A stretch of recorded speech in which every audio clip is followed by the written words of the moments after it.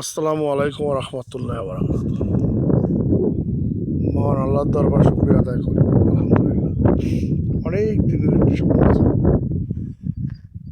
সাত বা সুযোগ হয়নি।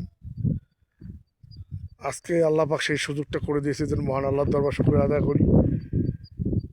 আপনাদেরকে এই যে দেখাচ্ছে যে পাহাড়, এই সেই পাহাড়, যে পাহাড়েই রাসূল পাক সাল্লাল্লাহু আলাইহি ওয়াসাল্লাম শৈশব কেটেছে।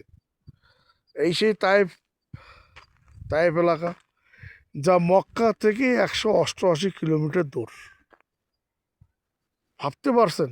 আমি রাস্তা দিয়ে আস্তে আস্তে দেখলাম রাস্তার আশেপাশে কোনো বাড়িঘর নেই। দুই সাইডে পাহাড় বেয়ে রাস্তা তৈরি করেছে, পাহাড়ের মাঝখান দিয়ে। দিন দুপুরে কেউ কাউকে যদি এখানে যদি মেরে ফেলে দেখে, এখানে কেউ খোঁজ নেওয়ারও সেরকম ইয়ে হবে না।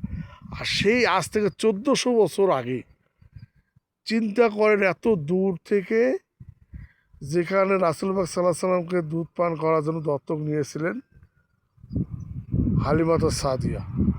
আর এই সেই দুধমা হালিমা তো সাদিয়ার ঘর, যা এখন আর কোনো বাসার ওইভাবে চিহ্ন নাই, আগে ছিল।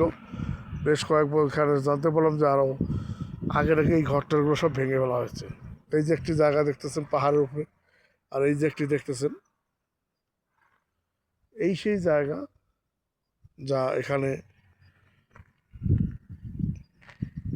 রাসূল পাক সাল্লাল্লাহু আলাইহি সাল্লাম শৈশব কেটেছে। এখান থেকে শৈশবের খেলাধুলা করেছে, এখানে দুধ পান করেছেন, এখানেই থেকেছিলেন। এই সেই জায়গা আপনাদেরকে যে দেখানোর জন্যই আজকে আমি, আপনারা দয়া করে এই যে 188 কিলোমিটার জানমালকে বাজি রেখে গাড়ি নিয়ে এত দূর আসা,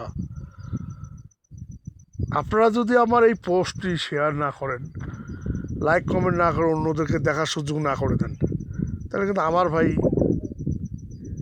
এই পরিশ্রমটাকে সার্থক হবে না। আপনারা পরিশ্রমটাকে একটু সার্থক করে দিন, লাইক কমেন্ট শেয়ার করুন, অন্যদিকে দেখার সুযোগ করে দিন।